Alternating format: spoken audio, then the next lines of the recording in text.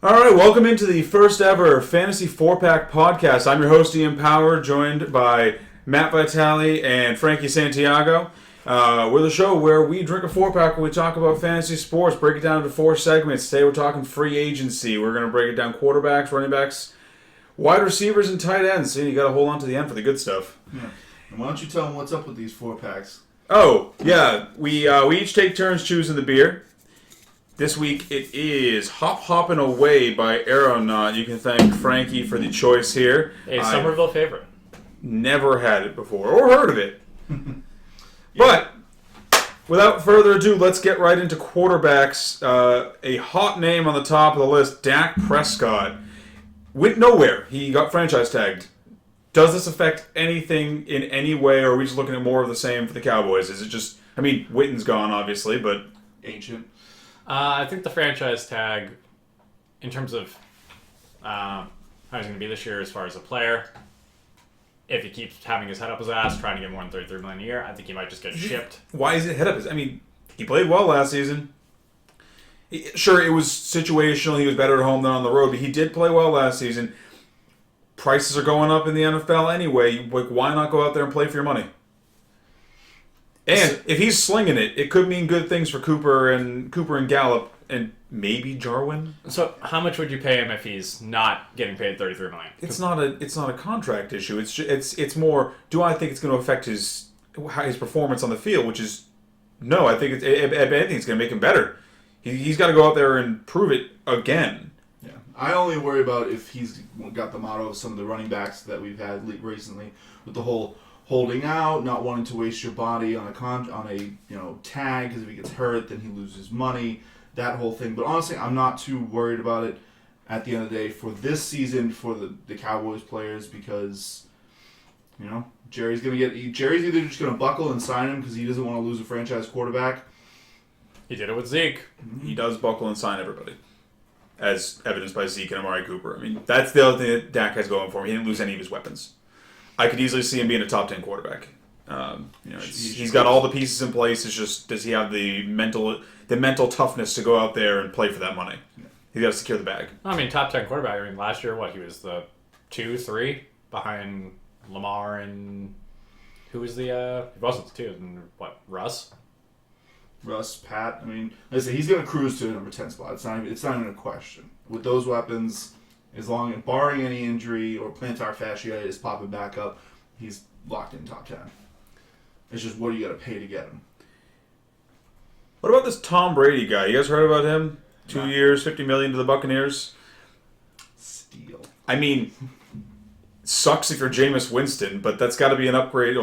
Sucks if you're Jameis Winston and Mike Evans. That's got to be an upgrade for O.J. Howard and Chris Godwin, though, right? I was actually thinking about that. As much as it does bring down the ceiling for Mike Evans, I think it's going to bring him something he hasn't had in previous years, and that's consistency. The guy's been the pinnacle of boom and bust. You could get 30 points or you could get 0 points. You never knew what he was going to get. But I think with a guy who can handle the ball, take care of it, you're not going to see 30 turnovers. Brady's going to give you 10. So they're going to stay on the field more. Godwin definitely is going to probably full-on surpass. I think it's his spot now, number 1. I would say I disagree. Well, no, I agree that Mike Evans will see consistency. I think he will see himself being consistently underthrown.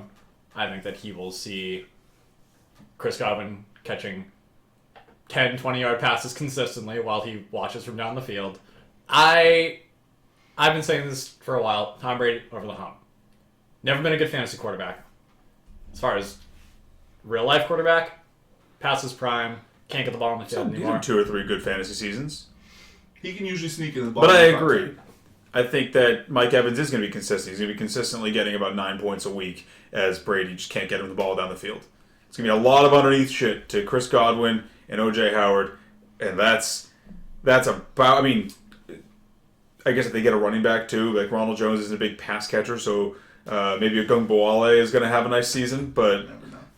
Yeah.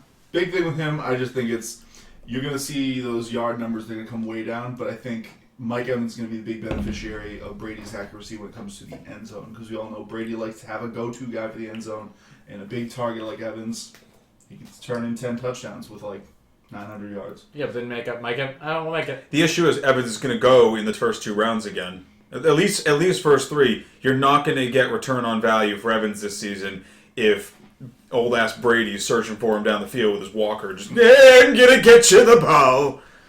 I think all. Brady's going to try and get Evans the ball, but I think that he's going to quickly find out he can't do it anymore. But more importantly, just one last thing. If we're talking Brady because we've been talking about his weapons so much. Where do you guys put? What's a number you? I'm not touching him. He's not top 12 for me. He's not top 12 for me. Outside top 12. Where are you putting him? I've always been against drafting Tom Brady. I'm not picking him. I'm also not picking him in the top 12. I would say if I can get him in round like. Oh, you still want to draft him late. I'm just talking when the season. He's not going to go late though. Moving to that team. He's going to be riding a hype train. It's going to be the Brady Revenge Tour. Everyone's going to be pimping his name up. He's going to be like a 7th, 8th round quarterback. Yeah. He's going to be like the 6th or 7th guy off the board just because of the hype that's going to go with him. Yeah. He's Tom Brady on the Buccaneers. Like, people are going to see Mike Evans. People are going to see Chris Godwin. People are going to see Perriman. It's going to be the same logic as Winston with last year, where if all of Brady's weapons are ranked high, then Brady also has to be ranked high because someone's getting the ball. But I think that logic is going to fail people because I believe his weapons are going to disappoint. So do you think they're going to be like the Browns of this year, where they were overhyped? Yes, I think that the large part of the team is going to be overhyped. I think he's a trap pick. Yeah, trap pick for sure. Also, especially here in New England. Just to get my number out there, personally, I think he's going to be the quarterback 8. That's where I'm putting him. Well, he's going to be overdrafted, but the quarterback 8. Very important thing to bring up, though. I don't know how the Bucs online is. I don't have knowledge of that. I don't know if they signed anybody. I don't know how they ranked last year. They had a solid pick this year to draft somebody.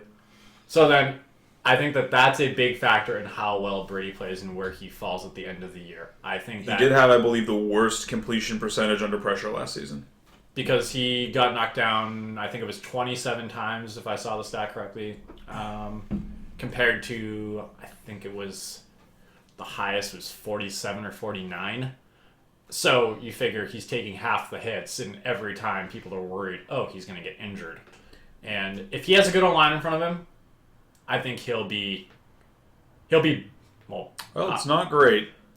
I'm looking it up. I looked it up here. I mean, yeah, I'm looking for the Bucs. I have not found them yet, but the Patriots were 8. So it's a trade down. So it's for sure a trade. Yeah, the Bucs are in the bottom third of the league for O-line rankings on the balance of the 2019 season. So not hot for him. Last point I'm going to personally make about Brady. I was having this debate the other day. People are saying, he's going to have all these weapons, whatever. The Bucs O-line, not great. 29th. Brady. So 29 out of 32. Brady can't scramble, so he doesn't have that luxury of, the offensive line's playing terrible. Let me just roll out, get like a second chance, like maybe even a third chance, like if you're someone like Russell Wilson, Pat Mahomes, or whoever else. Listen, the man's got 1,000 career rushing yards. You're putting no respect on his name. So my point being, Brady's not going to get those second or third looks because he doesn't have the legs to do it. So. Probably a fair point, but I don't think he's also going to need them with the type of players that the Bucs have. He can get it done underneath. It's just are the touchdowns and is the yardage going to be there? Yeah. Moving on to another ancient quarterback who signed a 2-year, $50 million deal, Drew Brees. Personally, I don't think that he is in a very bad. I mean, he's old, but he's fine. I haven't seen a lot of regression with Brees. The Saints roster looks almost exactly the same as it did this time last year. I just expect more of the same from Brees and the Saints. He's in a system he knows. Yeah. I mean, technically, I guess bounce back year because he got hurt, but yeah, I'd see it as a small bounce back year. But at the end of the day, as somebody who's owned Brees quite a few times, you were never really too happy with Brees, except for those couple boom games that he's going to give you. Yeah. Honestly, he's just someone I'm just going to pass on completely and let somebody else deal with it. I'll go for some guy I feel comfortable with. He's a streaming guy. He's a guy you plug in there in the good matchups where it's going to be a shootout like the San Francisco game this last year. But overall, he's going to have games that hurt you over the balance of the season. But as far as the production goes, it's still going to be there, and his weapons are still going to be fine. The only thing with the stream thing, yes, if you want to hold 2 quarterbacks, he can be that guy you stash on the bench when he's had a bad match. But he's not going to be somebody you're just going to pick up off the waivers. He's not that bad. So you're going to have to spend actual draft capital to hold him on your bench, and you have to use that bench spot, which if your league has a short bench might be a little bit too risky. Team short bench. Got to leave people on the waiver wire. Make people make them choices, you know? What about this next guy, Tannehill? 4 years, $18 million with the Titans. Clearly, Vrabel thinks he found his guy. I think it's a good deal if Tannehill can continue what he was bringing to the table this year. You know, it really seems like the Dolphins are just fantasy poison. Everyone who's left the Dolphins just suddenly just takes off, and now there's no one left. You know, Devontae Parker's doing great, but all of you, Kenyon Drake did amazing for the playing time he got in Arizona. Ryan Tannehill looked like a brand new quarterback. I mean, this could be a really good deal for the Titans and a good deal for their weapons if Tannehill continues to show that he is the guy that we think he is, and he doesn't turn back into the pumpkin. I mean, to be fair, I think you can repackage that poison label. As the Dolphins get a little too harsh credit for this, it's more, I would put this blame squarely on Adam Gase. That man is fantasy poison. I don't want to touch anything that he is a part of anymore. I've fallen for it too many times, but as far as Ryan Tannehill himself, I don't mind the player, but I've always had this thing. Fantasy does this every single year, whether it's the top guy or there's some middling guy who explodes from the deep rounds. There's always that one guy. He's in a new system. He's a fresh draft rookie. He's finally getting the start. This new quarterback that no offense has ever seen, no defense has ever seen. He pops. He gets this top finish. Everyone gets all hyped. You redraft him at a much higher price, and he never repays. See, I don't think it's going to be that higher price, though.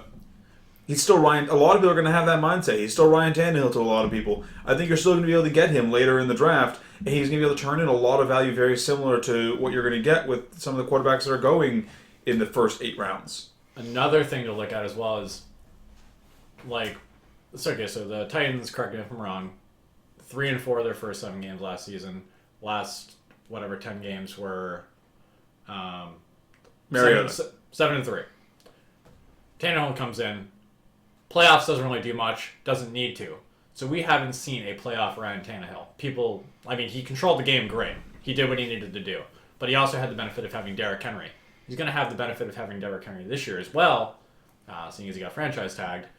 But also, we're going to see a full season of Ryan Tannehill. We're going to see him as the field leader, field general. And we're going to see what he can actually do from season end, or season start to season end. You forget, we've also seen good Tannehill in the past. He was decent with the Dolphins. He got a lot of, especially around here, he got a lot of flack for being Ryan Tannehill and just being on the perennially bad Dolphins. But he did show some glimpses there too. And he's not like these rookie quarterbacks that come in and flash and people get tape on them and they just shut them down. Everyone already has 5 years of Tannehill tape. This is nothing new. All the stuff he's doing, he's been doing. He's just doing it on a better run team. That's what I'm saying. I think Henry actually helps him. The deal. Oh no, I'm saying the deal. I like the deal. I think it's a good deal for them. They're not paying. Well, they are paying a decent chunk, but they're getting a quarterback that we've seen play well. We've seen him play bad, but who haven't we seen play bad? And they're getting a guy for 4 years if he plays it out. They're getting a young Derrick Henry. So, automatically teams are going to be thinking, oh, the run. Tannehill's going to get a lot of looks, especially with... Saw it last year. Yeah, we're getting... There's plenty of games where Henry broke it open early, and then they needed to start scoring, and Tannehill was able to get down the field to A.J. Brown, and every once in a while, Corey Davis. Yeah. He's got the corpse of Delaney Walker. He's got those 2 guys to throw to, not counting Delaney Walker. He's got Jonnu now. Yeah, so look at that. He's got 3 good weapons. I'll say good. I'm not going to say great. Mm-hmm. But yeah, I think he's going to do fine out there. And I'm not going to draft him, but exactly. My whole thing with With the Titans as a whole, I think my big thing is that they're that team that caught lightning in a bottle. Everything seemed to pop. Their defense started playing. I mean, they were one of the best defenses last year. Who had them pegged even as a top 10 defense? And you had the run game. Derrick Henry, we were already starting to write him off as just being, too big, too slow, can't break through. The Titans aren't good enough to support him, and then everything just kind of fit together. So I think after a good chunk of tape now on the Titans, defenses are going to figure them out. They're going to turn right back in that middling pack. And honestly, Derrick Henry, big trap this year. No. Two schools of thought there.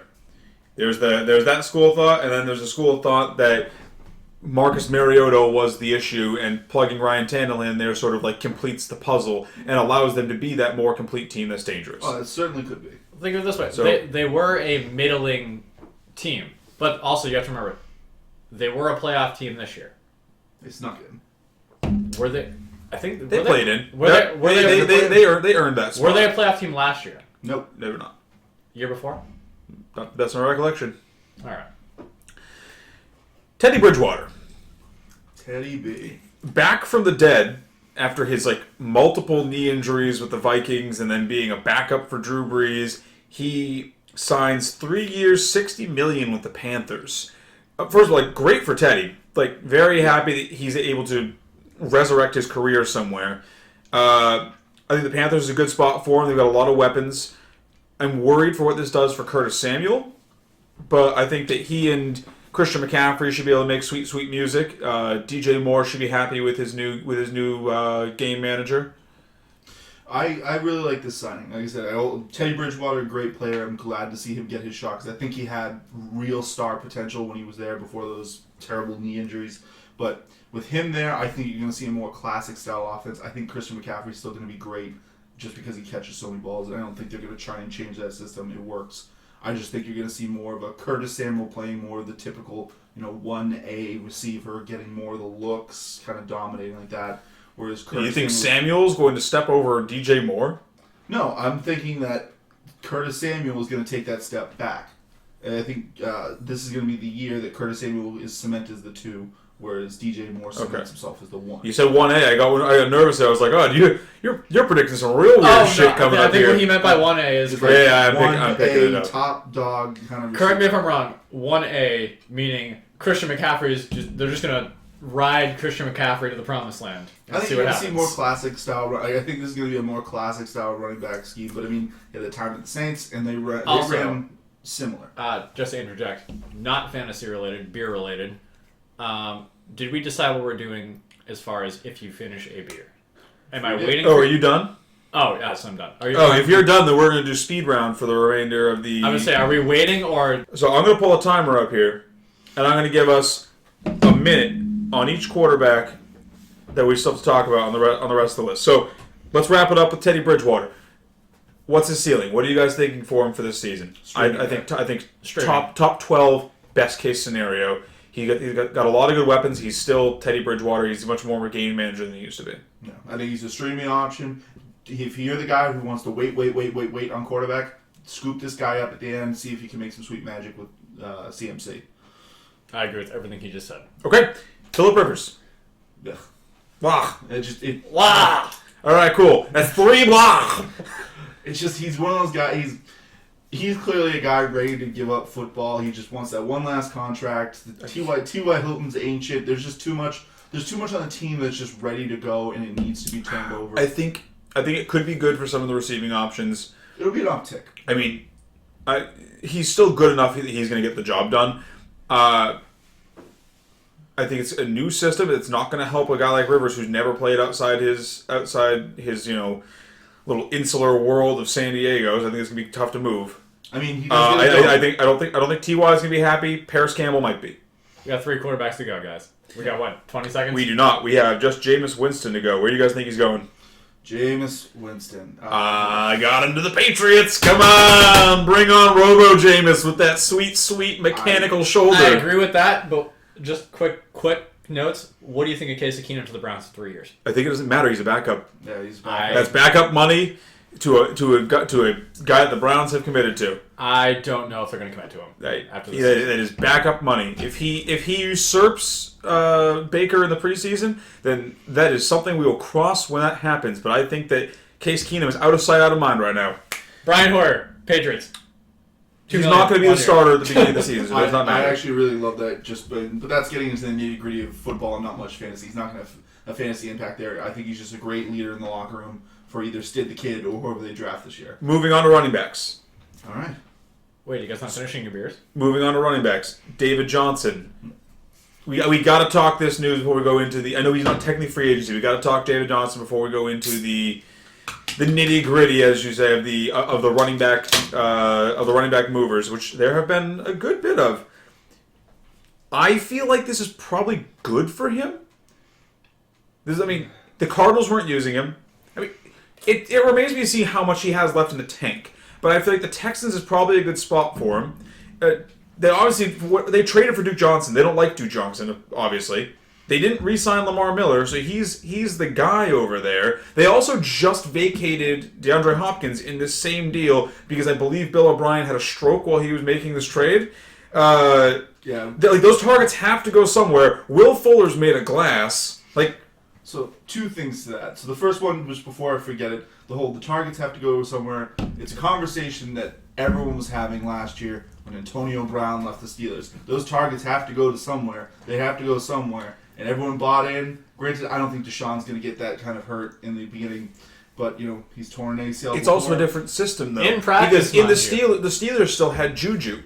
The Texans have fucking no one. They got Kenny Stills, and they got Will Fuller, and they got Darren Fells, and right. So I think that makes it. He's the best receiver on the team. Well, so you say the Steelers still had Juju, but correct me if I'm wrong or not to throw you under the bus. You trap traded me Juju. Did not trap trade you Juju. You trap traded me Juju. You came out and said to me, Frankie, when you traded you Juju, I was like, oh my god, I'm getting Juju out of my hands. Listen, I'm smelling a lot of salt from this side of the table, but all I'm saying is with this, you're basically you have to pick a camp. Who is David Johnson going to be on this team? Is he going to be Arian Foster? He's injury prone, but he's going to produce while he's on the field. Or is he going to be Lamar Miller, where you're like, I believe in this guy, and he's going to turn in nothing? Personally, I'm more in the Arian Foster camp. I think that David Johnson still has enough left, because he was a good receiver last year. And we don't really know how he could have been as a running back because they didn't really use him. So, maybe he's not even over 30 yet. He might still have a good season or two left in the tank. And I think the Texans, with their just dearth of receivers, they're a good landing spot for him. There's a lot of opportunity for him there. Whether he capitalizes on it or not is a different question. But I think the opportunity is there. If I can get David Johnson in the back of the third, early fourth, which I think is where he's probably going to be going, I'm happy with that. I would say also too, you have to think there are a bunch of weeks last year where you saw these Texans tight ends who the hell are these people? No. Catching all these touchdowns. They're definitely going to have to spend some draft capital this year in the offense. I think that Robbie Anderson's still out there. Whew. Well, no, what I'm saying is we think that there's Will Fuller and that's it, but there are clearly people that Deshaun Watson can get the ball to on this team that, granted, we might not be aware of who they are, but I feel like we're going, by the end of the season, I feel like we will know the people on the Texans' names. I'm not looking at any sheets from last year or whatever. I told you the big names on the team already. It's Will Fuller, it's Kenny Stills, it's Darren Well, Fells. No, you don't need big names. You need people who are... Those are the only names. What? Those are the only names. Those are there are Joe Blow, wide receiver 47 on their team. No, that's fine. As long as Watson can get them the ball, David Johnson's going to be great. He does have the I think he's not going to be great. Keep in mind, before David Johnson blew his knee out, he had that hot 1,000 season. That could be what we're looking at. Almost 1,000. Oh, fine, almost 1,000. But that could be what we're looking at with the Texans, especially with, like I said, the lack of targets or lack of people to throw the ball to on that team. He could be the one that's the main beneficiary of all of those vacated targets, or at least a large chunk of them. I agree with that heavily. Not to steer off the topic of David Johnson too much, but how much do you think this hurts Deshaun Watson? No, he's cooked. I was gonna say he was the cemented 2 or 3. Talk about if you're obviously we're operating on a 16-week season here. I know the NFL just voted on 17 weeks, but that's not going to happen for like at least a year. If we're operating off of the weeks 1 through 16, Deshaun Watson was the 2 last season in standard scoring. He can wave goodbye to that. I think he's still going to be good enough. He's going to have those up games where he's a good enough quarterback where he's still going to be top 12, maybe top 7. But it's like 7, Kyler Murray, 6, Josh Allen, 8, Patrick Mahomes, and he's going to be higher next season unless he gets hurt again. But like Matt Ryan, Carson Wentz, that's the company that he's keeping now. He's no longer keeping company with Lamar Jackson and Dak Prescott and Jameis Winston. I gotcha. Who's next on that list? Next on our list. Well, first the official free agents. We'll continue to an adjacent running back here. The main beneficiary of David Johnson getting the fuck out of Arizona, Kenyon Drake. Another ex-Dolphin to really pop when he got out of that cesspool that is Miami. Apologies to any of our Miami viewers. They know. But Kenyon Drake... I love him. I fear is all I get because I have been burned by Kenyon Drake now in 2 different ways. I have been the owner while he was in Miami in those years that everyone was like, "This is the year; it's all going to come together." Adam Gase is going to get. But no, there was why draft him Exactly. Miami? Yeah. Why? I know, but that's where everyone was taking him. I took him right where everyone else was taking him, so I didn't think I overpaid. But then, on the flip side of it, I trade for David Johnson, has a couple big games, he has a setback, I have his handcuff, I'm good, and then boom, in comes Kenyon Drake, and my whole shtick is gone. I will say, though, Cliff Kingsbury seemed like he liked to use Kenyon Drake. Yeah. He came in, he immediately showed off what he could do. He's young, they used the transition tag on him, and I believe they put a high value on that tag to make it so that no one could really go after him unless they wanted to pay out the nose for him. All indications are that they want to make Kenyon Drake a centerpiece. He seemed to jive well with Kyler. He now has Nuke to take over the through the air pressure, so that way they can't stack the box against him. Right. So I think that the running game, be it Kenyon Drake or Kyler Murray, it's going to be gangbusters over there in Arizona if they can just figure out the offensive line problems they had last year. The one little chip to that whole thing, everything you said was correct, and I think it all could work out in spades. And I think the Cardinals could be that. They're going to be the hype train team. It's just that's who it's going to be. But the big thing with them is if you believe in a guy, if you're going to make him your centerpiece running back, you sign him. But if you're throwing a transition tag on, you're not that committed because at the end of the day, they might want to see more. I can believe that. Look at the transition tag as a 1-year prove-it deal. They liked what they saw, but they only saw a little bit of him last year. I imagine they probably sat down and they were like, "Listen, we like you. We want to see more of you. Let's see what you can do, and we'll readdress the long-term talks next season." Because keep in mind, they did just get burned by signing David Johnson to a long-term deal for big money and then having him do nothing for them. So, like, the salt is fresh in the wound. Yeah, that was... Bill O'Brien came in with all that salt out by taking that contract. That was rough. Bill O'Brien came in and gave them the 10-run mercy rule, basically. Just like, "Here, I will take your garbage. Would you like Nuke Hopkins?" But not everyone's going to do that. Another little pass-catching running back on the West Coast, Eckler. 4 years, $24 million. I think it's good for him to stay with the Chargers. The Chargers obviously know what they have there. They like using him. Melvin Gordon's obviously gone to the Broncos. I don't think he's going to get the primary role. I think we're going to see more of Justin Jackson this season, but I think we're going to get we saw this season that Eckler, given even the 1B role, is enough to turn in a very strong fantasy season, a top 10 fantasy season. If I can pull up the exact ranking here. For sure. A top 8 finish. He came in just behind Nick Chubb and ahead of Chris Carson. Like that's good company right there. That's not bad. I think we can expect that again. It's solid company. It's definitely solid company. He proved it last year and he deserves that contract. My worry is more that the Chargers as a whole seem like they're getting ready for a retool season. They're going to go with Tyrod Taylor. Like, I think he's a solid quarterback, but he's a backup. Or he's the guy you just put there so you don't have to pay a quarterback that much while you're looking for the next guy. Sure. Like He'll lose him 9 games. No, don't sleep on Tyrod Taylor. I'll sleep all day on Tyrod. No, I'm hitting don't that snooze sleep on button. Tyrod Taylor. I'm hitting that snooze button 6 or 7 times. You know what? Quote me now. If the camera's still on, we heard a click over there. Not to break the fourth wall. But I'll go check. Oh, that's a beer. knocking over your beer. I will say, I'm a big fan of Tyrod Taylor. Not great on the Bills. He's off.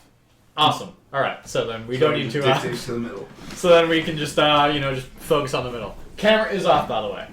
Wait, I took one of my Taylor's. We're running blind. Dick.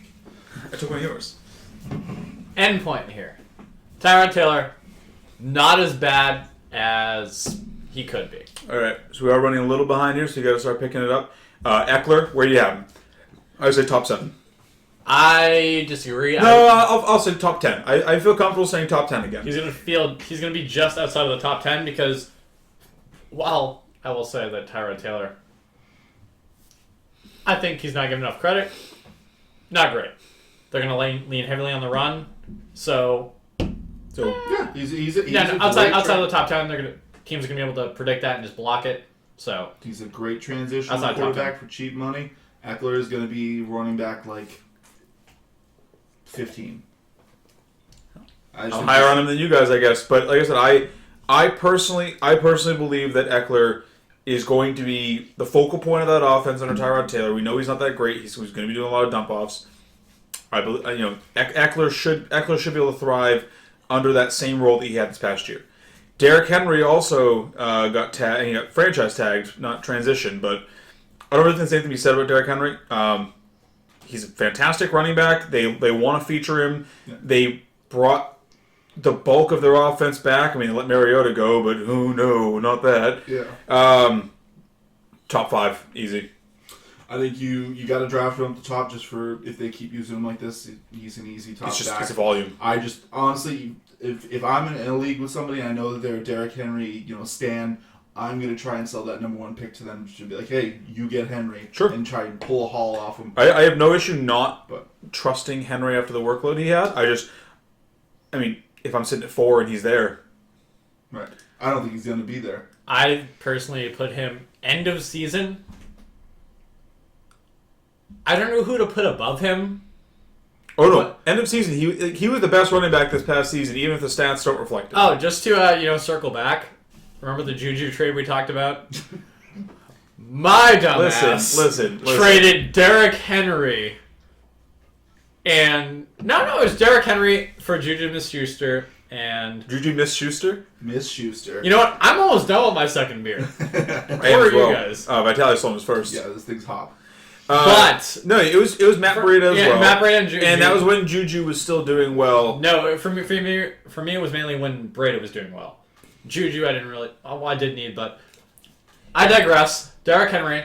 Yeah. Can't really see. Comment on it is just Titans smart to put the tag on him instead of signing him right. Can't really see people going above him, but at the same time, I have this. I can see Christian McCaffrey going ahead of him. I would say I have this unease where Saquon's. Saquon's gonna be a discount. I put him top 3 end of season. Okay. So top 3, top 5. If he is there at 3, draft him. Top 3, top 5? Like 5 or 6. Okay, top 5. Melvin Gordon, we all just agree that that's terrible for all parties involved, and we're going to hold an open casket funeral for the Broncos running backs, correct? I'm just sitting here hoping there's another shoe to drop, like they're going to send both of these running backs off to Narnia, or maybe they save Royce and send him to a team that needs him, the Bucs. Oh my God. Phillip fucking Lindsay, Royce Freeman, and Melvin Gordon the same back. Like, I don't... Why? They're shipping one of them to someone. Why does Vance hate us? Like, if there was ever a time to literally label something a 3-headed monster, this is Cerberus. Oh, this is old school Shanahanigans. Oh yeah. Except Shanahan is nowhere near this team as far as we know. I mean, like maybe it's a Scooby-Doo situation. We're gonna pull the mask off. Let's see who this really is. No. This is Cowboys when they had Rashard Choice, Felix Jones, and Marion Barber. Excuse me. They're all garbage. Yeah, excuse me. All of No, them suck. No, they were not all garbage. Frankie, there's a term for this. It's called Shanahanigans or Bellatrix. No, this is There's a reason that no one ever called the Cowboys out for having some weird three-headed monster. No, they did. They actually said we have the three-headed monster. That's actually we made the playoffs. Moving on from the Cowboys, Homer, a contract that I find much more intriguing than Melvin Gordon. Mr. Todd Gurley abruptly cut just out of the blue. I mean, apparently they've been trying to trade him, but like out of the blue, cut from the Rams. Like, was it out of the blue? Yes, there was no rumors of this happening. All of a sudden, he was a free agent. No, he was on the trade block for a little while, and no teams were biting at him. I and then one for $5. The definition of a prove-it deal. I think it's a good landing spot, though. Oh, I think give me all a Gurley for next year because you're going to get him at a discount because all those salty Gurley owners, aka you, Frank. I was not salty because I made the playoffs. I was not in a rabbit suit. And consider too, Gurley's going to be at a discount, so you're probably getting him in the third, maybe fourth round. And he's either going to go gangbusters for you to try and get a new deal, or he's going to bust, and who cares? I mean, I drafted Zach Stacy once in the fourth round. Like, that's when you take those risky running backs. That's when you draft those risky running backs. I think if Gurley's going in the second, too rich for my blood. But if you can get him in the third or fourth, I am happy taking Gurley there. Obviously, you have to look who else on the board, but like assuming that the rest of the board makes sense, that it's sane drafting, happy taking Gurley in the third or fourth. I think there's a lot of upside with his position with the Falcons, especially given that his only backup's Ito. Let me put this one to you: is you do find yourself towards the top of the roost usually for draft pick.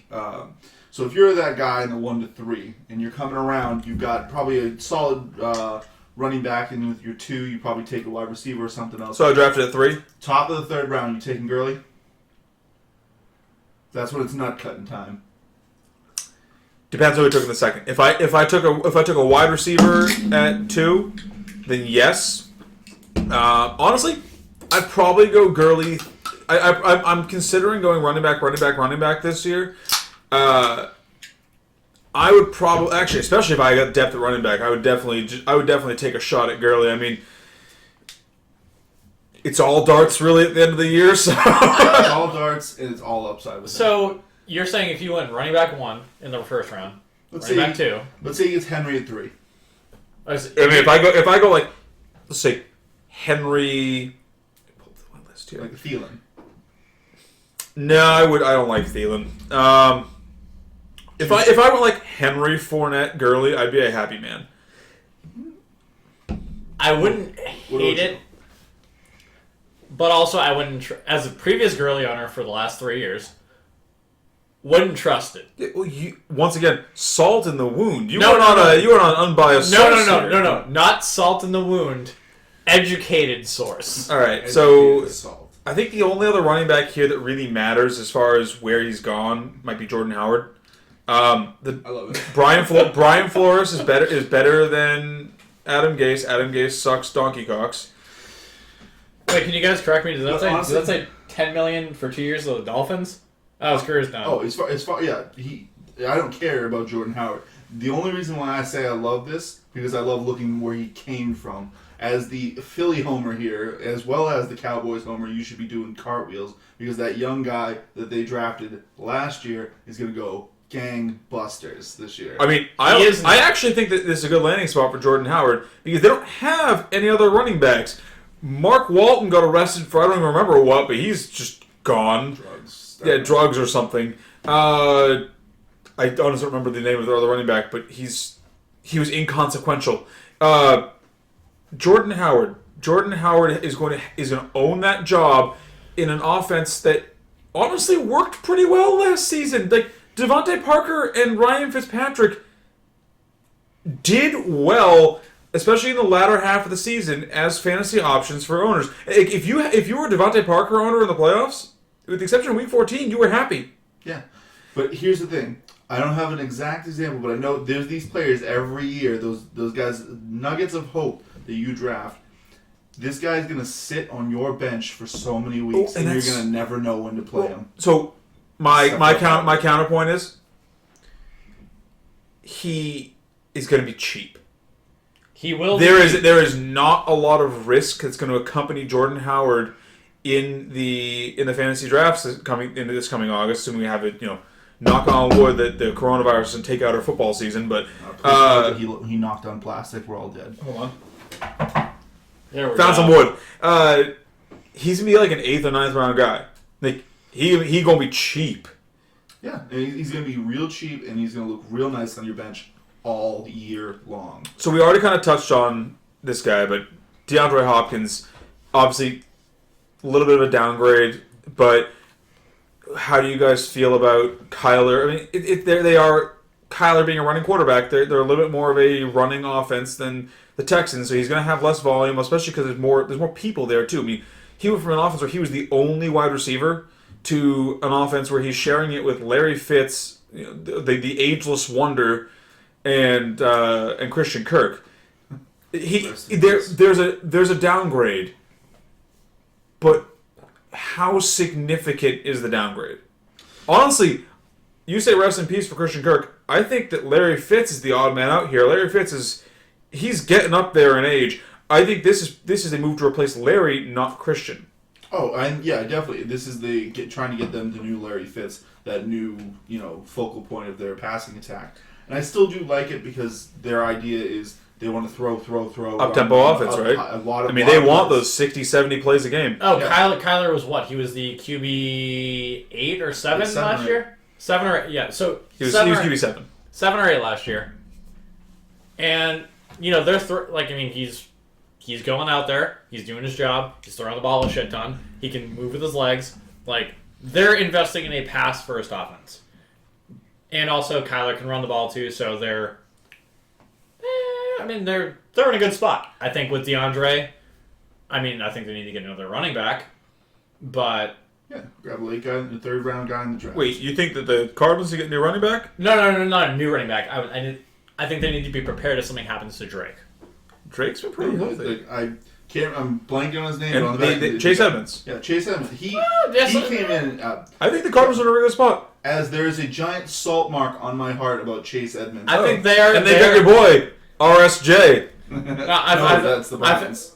Oh, that's right. He moved. Excuse me. Yeah, that's why there's so many targets available. To end my point, I think that they're a head team, to agree with Vitale, but they are also a team that you need to watch out for. And then this one has me especially as a Diggs fan, has me very interested.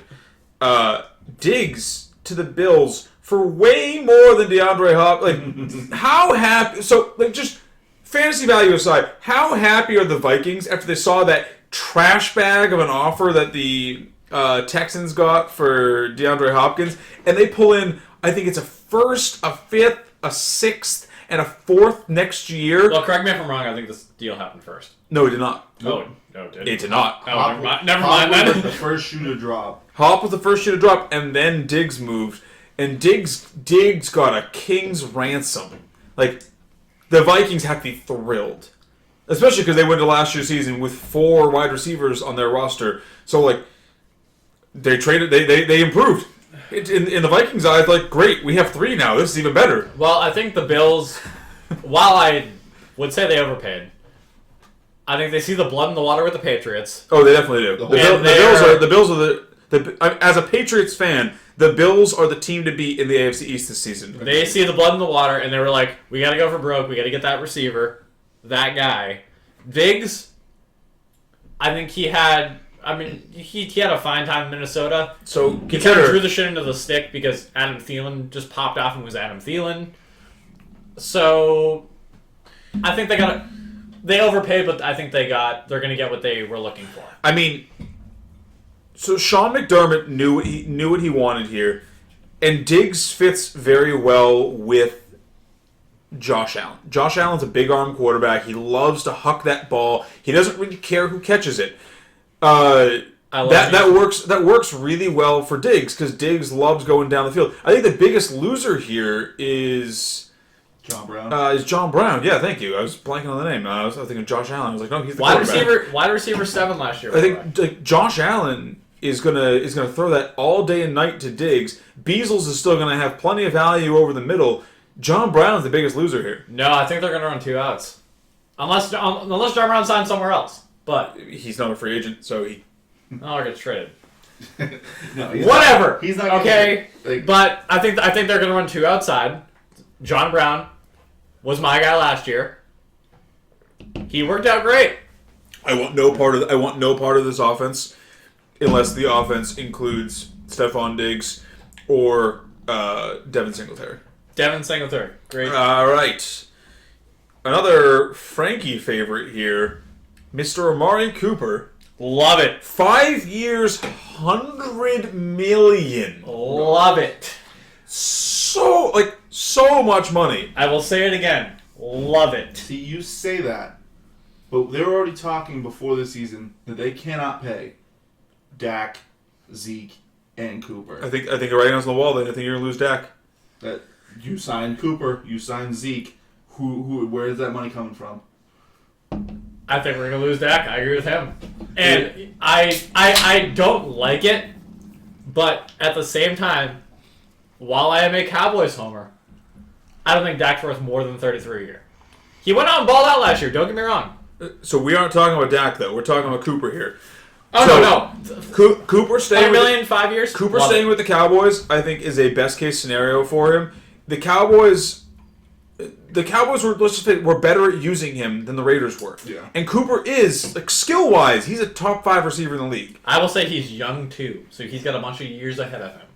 So, skill wise, he's a top 5 receiver in the league. I think the Cowboys may have overpaid for him just because I don't believe that receivers are worth that much money. But as far as Amari Cooper is concerned, staying with the Cowboys is one of the best scenarios he could be in because he's familiar with the system. Kellen Moore likes to use him. And Kellen Moore, he showed often last season, he is not afraid to throw the ball. He will run out there and ignore the fuck out of Zeke, which is fine when you have options like Amari Cooper and Michael Gallup. Yeah. If Amari can stay healthy this season, Amari is an easy top 7 guy. Yeah, I like Amari. Looking through the lens of fantasy football and just for this upcoming year, love it. He's staying there. I think he's going to stay productive. If I can get him on the little bit on the farther end, where I'm not paying that top 5 wide receiver draft pick on him, I'm gonna be happy. Long term, I think this might tank the Cowboys. Where do you put him if Dak, through some wrong term, is not there this year? Well, then I have to see who replaced him. Can't answer that question unless I know his replacement. Yeah, because I don't think Amari Cooper has shown sometimes that he can be immune to a terrible quarterback like Hopkins and some of the other elite guys. I think the injuries and just a couple extra years off the treads has kind of taken that away from him. He needs a quarterback that can facilitate and keep an offense on the field. Injuries is definitely his biggest concern. AJ Green, franchise tag, Bengals. He's going to get Joe Burrow. Do we care about AJ Green? I think he's pretty much... He's done, right? Yeah, 30, 32, 33. He just keeps getting perpetually injured. He's old. I love me some AJ Green. Just let somebody else... even if you're someone who's a big fan of AJ Green, just let him go. Let somebody else waste their draft pick on him. Let someone else step on that landmine. Yeah. Outside of fantasy, sign with the Patriots. He can't. He was franchise tagged. Well, next year. Emmanuel Sanders, 2 years, $16 million, Saints. I think this is the death of Emmanuel Sanders. Yeah, I do. The only thing that really makes me chuckle with this one is that Manny Sanders said his goodbye to Denver, said he's playing one last season, and he's riding off in the sunset. He got a taste of what it's like to win, and said, you know what, I think I can do this for 3 more years. It's just...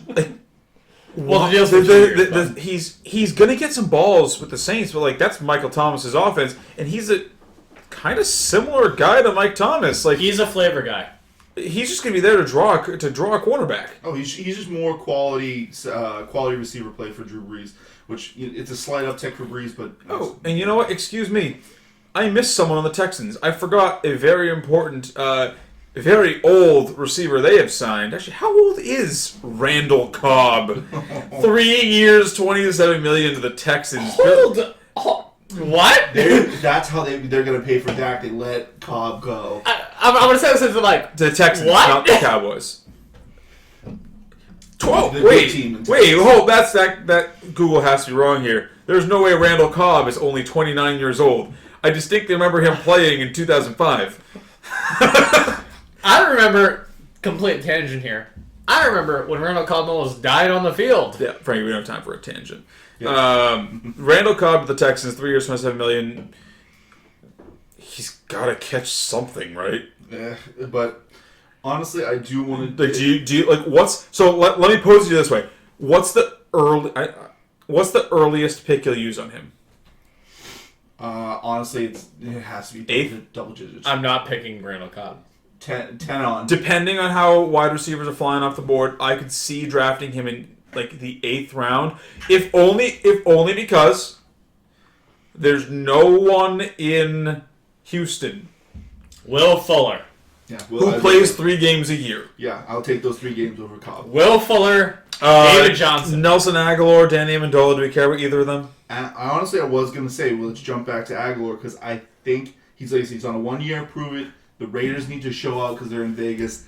Aguilar, They've still got plenty of other options. Like that's a congested system. I don't think they're going to be in Vegas. They've got the Walrus, obviously, but I'm talking about their receivers. Who's got to beat out? Like, I can't even. Tyrell Williams, Tyrell Williams, Hunter the Gazelle. Tyrell Williams, the guy who was the number 3 in the Chargers. They couldn't get ready to get rid of him. Nelson Aguilar's got hands of stone. Are you kidding me? Listen, I'm just saying the kid has shown out a few times. I'm going to take a late round flyer on him. No. Give me Gazelle. Give me Gazelle. Give me the Walrus. Give me no one else. Oh, actually, Josh Jacobs. Excuse me. I was sliding him there. He didn't deserve that. I think the only free agent that hasn't been signed that is really worth talking about is Robbie Anderson. Yeah. Robbie he's a legit deep threat. He's gonna go somewhere. He's a discount Stephon Diggs. He is. I mean, honestly, I wouldn't be shocked if he goes to either the Texans or the Vikings. I think the Vikings might sign him for cheaper than they had Diggs for, and just have him do the Diggs role. I mean, Thielen's obviously their main guy. Yeah. I don't know. I'd probably jump out of my seat if the Texans got him because I'd be all on that. Oh, he'd get hurt immediately. Yeah. And you think Perriman's a trap? Oh, 100%. Perriman's worthless. Yeah, Perriman played out of his mind to get to this point. The fact that people are considering Perriman as a legitimate fantasy option, someone's going to draft him way too early, and then be very disappointed, and then be very confused in the season as to why they're in the Carrot Cup. Yeah. I mean, Cam.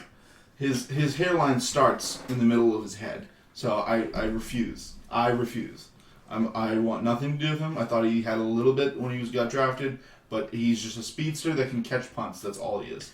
And he's got Tom Brady throwing him the football now. So No, it's he like, does not. I mean... He doesn't. He's a free agent. Well, he's a free agent, but I mean... He's not going back to the... You don't think so? I do not. I think if he was going back to the Buccaneers, he would be out on the Buccaneers already. Yeah. You say that, but... I do. Okay, so, he's a free agent. You think he would go back to the Buccaneers? I think they would want to use their money. If he can't get a deal with anybody else, do you think he will go back to the Bucs? No. Nope, I don't think they'll sign him. They need to save money. So you think he's just going out of nowhere? No, he'll get some random team. He'll be there. There are poorly run franchises. There are teams that just need depth. There are idiots. There are idiots in the NFL. Fair enough. That's the most succinct way I can put it. There are dumbass GMs. Yeah, I think that's. I mean, are there any other wide receivers you want to address? Moving to tight ends. Speaking of dumbass GMs, the Bears signed Jimmy Graham, 2 years, $16 million. Woof. Jimmy Graham is done. Right? They signed the corpse of Jimmy. He had to have a power of attorney come in and sign that contract for him so that he could hobble on out to the field. Yeah, I would love to trash the Seahawks for signing Greg Olsen, but they at least did. At least Greg Olsen's got hands, and he can still move. It's 1 year, so if you've got the extra money to spend, why not bring in a veteran guy who can maybe he can impart some knowledge on Big Montana Will Disley, but I think Olsen should have just stepped away when he should have last year. Like I say, this just feels like I can't even say classic Bears. The Bears are a storied franchise. They're ancient. They're they're synonymous with the NFL, but they are just Yeah, but then you look back. And they are crumbling before your eyes. yeah, the best thing with the Bears, other than you ignore their defenses, if you go back and look at their quarterbacks over the years, you can go way back, and it is a laundry list of who's that, and they really actually use that guy. It is a comical list. So what about Eric Ebron? He gets away from the Colts. The Colts were like the first spot where he was actually relevant, and that was one season. He goes to the Steelers. I mean, Vance Dance was nothing last season, but everyone, the Steelers were playing guys that were barely in the NFL. Like, yeah, we were playing JV squad. Do we care about Ebron at all? I think the only thing with the Ebron signing is it's an uptick for Ben a little bit, but I think it just kills Vance. I want nothing to do with I think Vance is already dead. Vance was dead on arrival. If they had went into the season with Vance as the clear-cut tight end, no challenge behind him, I would be willing to take a late flyer on him.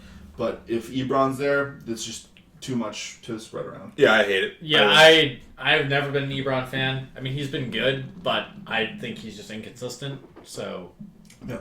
that's my take. He's just going to steal some touchdowns, and you're just going to hate it all year. Austin Hooper, though, That 4 years, $44 million with the Browns. I don't get it. He just seemed like when I was first seeing it, especially how he showed out this year, I figured the Falcons would just double down and want to get them a solid tight end for a few years running to ride out the end of I love it. Matty Ice. I guess I love it. Hooper 4 for 44. So That's the Browns saying they want to use Hooper. So you're invested in Baker. I think that Baker's good. I know. Me and you are the Excuse me. not to be literal, but we're at opposite ends of the table. Yeah. So I think believe that, in Baker. I think that Baker's good. I think Freddie Kitchens is a moron. Yep. Freddie Kitchens is an insurance salesman that somehow got a job as a fucking NFL head coach. Like, excuse me, he's gone from the head coaching. He's still there, but like He's the Brock Osweiler of coaches. he did not deserve that job. And he showed it last season. He couldn't do anything. Like, the only person who succeeded on that offense was Chubb. And that's just because Chubb is phenomenal. And for anyone who saw the video before, I am wearing a Chubb jersey. It's the only Browns player that I truly care enough to get a jersey for. Baker is going to enjoy having Hooper, though. Hooper is going to improve that offense immensely because Hooper's a good tight end. And Baker's good enough. I mean, I think he's still top 5, especially with how bad tight end is. Still a top 5 guy. I hate it just because I don't think unless you've got one of those clear cut number 3 guys, you don't pay tight end. And on top of that, I like it for fantasy a little bit, but I mean, Ricky Seals-Jones is gonna always have his magical place in my heart. So I hate to see that again. Honestly, the biggest loser here is David Njoku. Yeah, David Njoku's dead. Well, literally, yes, he is. Yeah, I would just not great. ship him off, send him to the Patriots. Patriots need a tight end. Njoku's a good blocker too. They're probably going to keep him for that. He's athletic. Very surprising. Jason went into the Raiders. Maybe he just likes the slots and he wants a job to help pay for them.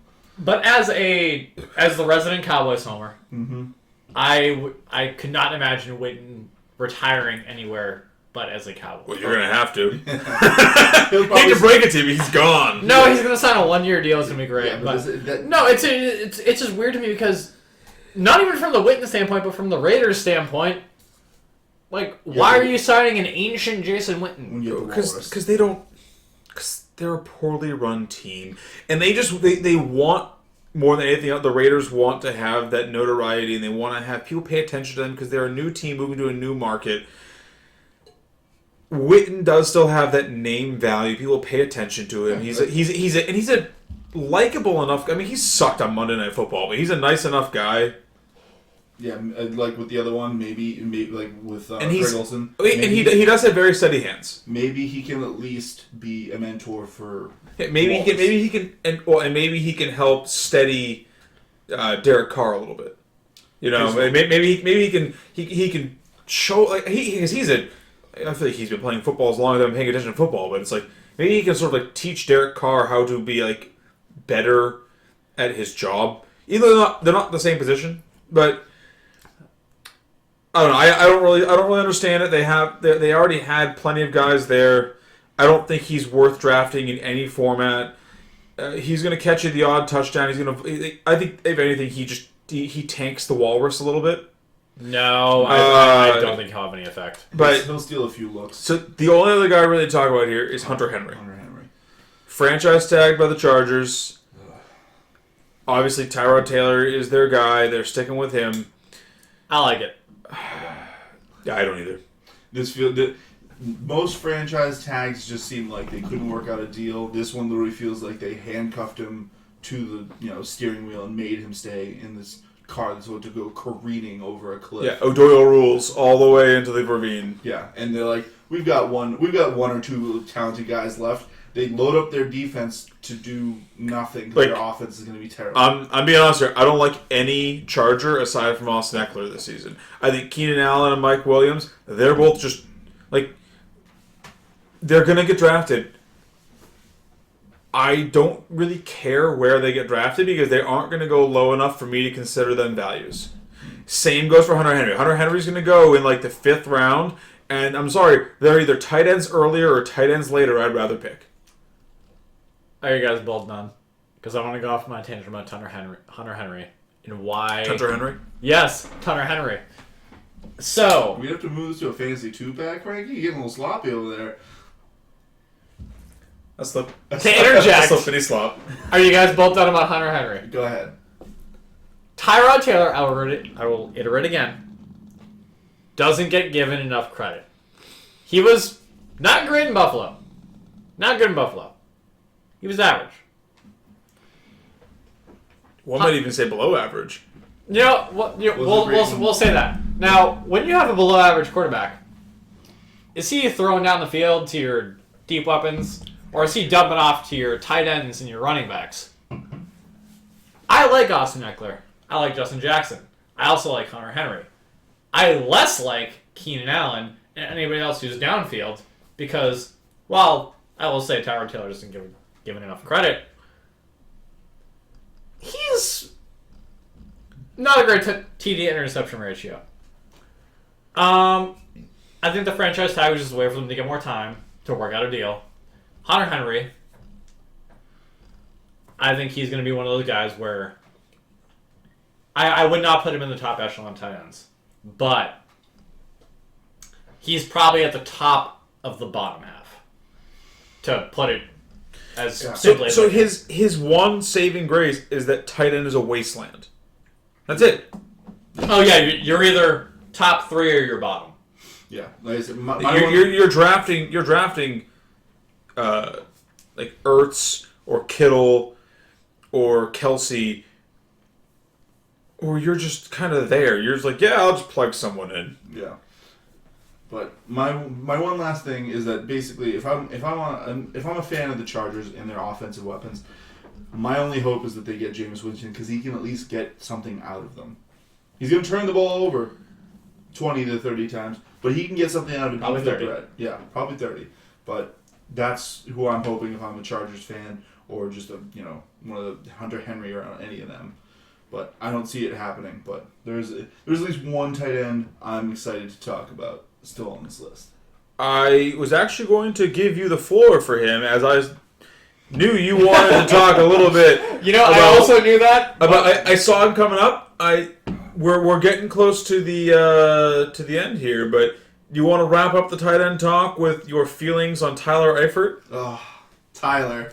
I love the man. Listen, I owned him for those few years where he was just producing touchdowns every other week, and then everyone just saw my love for him, hopped on the train got too heavy, and then his foot turned the wrong way, and he hasn't been the same way since.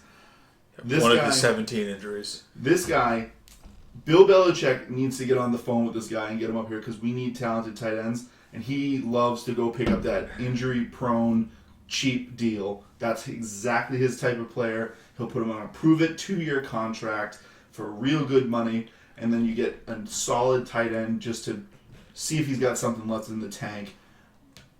Or he's just going to end up signing somewhere where it makes no sense. His career is going to peter out. I'm hoping for the Patriots or another team that is in a similar situation as the Patriots. But knowing how everything's been going since with Tyler Eifert, I know it's not going to happen. But man, would I be excited? I think he's fine. I think if he goes to the Patriots, he's still got something. It's just, can he keep on the field? Yeah, that's the biggest issue with him is, can Tyler Eifert stay healthy enough to be relevant? And throughout the entirety, which it's too bad too, because he looked like he was legit for a very brief flash. But he's just hurt so much. Yeah. I mean, that's basically I the can't. rest of this list is. Yeah, no, there's no one else. It's Well, there's the corpse of Delaney Walker and Jordan Reed, who's out there, Sponge brain. Yeah, his brain is made of Jello pudding. Like, yeah, it's the land right now. It's just the barren wasteland of fantasy tight ends that people have loved and lost, and we just have to set them adrift and say goodbye. Yeah. I mean, that's kind of it. Obviously, the only as we touched on this episode, the only really big signings left are Jameis Winston, Robbie Anderson. Hopefully, they go somewhere good for their fantasy value. If not, we will address that in a future episode. Any closing thoughts, guys? A fun fact about Jameis Winston: he is the first quarterback in NFL history to throw for both 30 touchdowns and 30 picks in a single season, and also the first quarterback to throw for 7 pick sixes in a single season. I love him. Yeah, gross. Have fun with him on the Patriots. Oh, let's hope. He'd be so good for fantasy value. No. All right. To all of our listeners out there, thanks for tuning in, and we will see you probably next month, given it's the end of March almost. Yeah. Cheers. Adios.